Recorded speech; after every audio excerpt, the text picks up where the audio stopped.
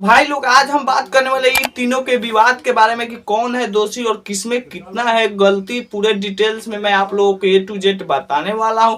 तो फिर चलो भाई देखो अब मैं क्या करता हूँ। तो पहले बात करते हैं विशाल सिंह के बारे में। तो विशाल सिंह महेश पांडे से मिले थे एक लड़की के जरिए। क्या बात कर रहे हैं? महेश पांडे को मारा पीटा गया और वीडियो बनाया गया गलत सलत, और वो लड़की के नाम भी नहीं महेश पांडे ले रहे थे। पांडे वो वीडियो बना रहे थे, ये सब बात कह रहे थे। तब तक होता है इस मैडम का एंट्री।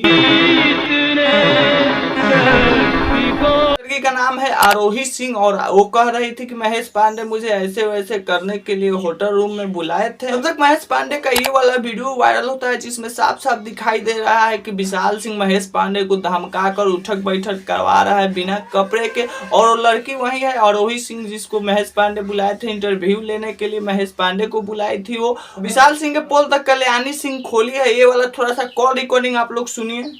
मेरे से आप उम्मीद कैसे कर सकते हो कि मैं किसी को बुला के अरे सुनो, तुमको थोड़ी बोला मैंने कि तुम करना ही बोले, बस तुमसे पूछा कुछ नहीं। कॉल रिकॉर्डिंग में दिखाया जा रहा है कि कल्याणी सिंह को विशाल सिंह आज से 1 साल पहले ही कह रहे हैं कि बुलाइए महेश पांडे को आप इंटरव्यू लेने के बहाने, और हम लोग आ जाएंगे, उसको डराएंगे धमकाएंगे और कहेंगे कि पवन सिंह पर तुम वीडियो बनाओ। लेकिन कल्याणी सिंह कहती कि वो मेरा गुरु है, मैं उनके साथ ऐसा नहीं करूंगा। उसके बाद ये लड़की इंटरव्यू लेने के बहाने महेश बाबा को बुलाती है और फंसा देती है।